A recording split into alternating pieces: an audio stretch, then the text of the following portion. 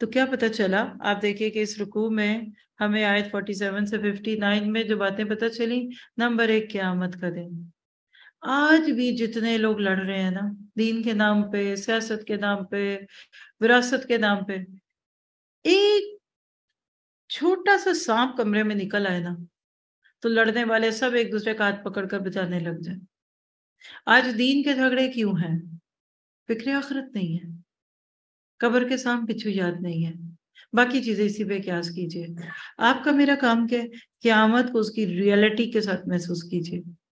آج کل دن بدن خوشو کم ہو رہا ہے ہمارا، کیونکہ ہم قیامت سے نہیں ڈرتے۔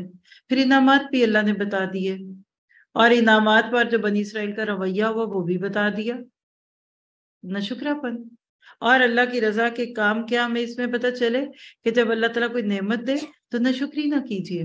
آپ کو بھی مجھے اللہ نے بہت کچھ دیا، ایک ایک نعمت کو گن گن کے اللہ تعالیٰ سے کہا کرے کہ اللہ تعالیٰ وہ قیامت کا دن جو اتنا سخت دن آنے والا ہے، ہمیں اس دن سے پہلے ہی اپنی معاملات کی اصلاح کی توفیق دے۔ آج دنیا میں کسی کو نہیں پتہ چلے گا میں کون ہوں، آپ کون ہیں، آپ کی نیت کیا میری کیا، لیکن قیامت کے دن بڑے بڑے پروجیکٹرز پہ سب کو دکھایا جائے گا۔ خود سے پوچھئے کیا مجھے واقعی آخرت کا غم ہے، فکر آخرت ہے؟ کل میرے ساتھ کیا ہوگا، کل میں کس جگہ آزمائی جاؤں گی؟ ان ساری سوال جوابوں کے بیچ میں اپنا محاسبہ کرنا کبھی نہ بھولیں۔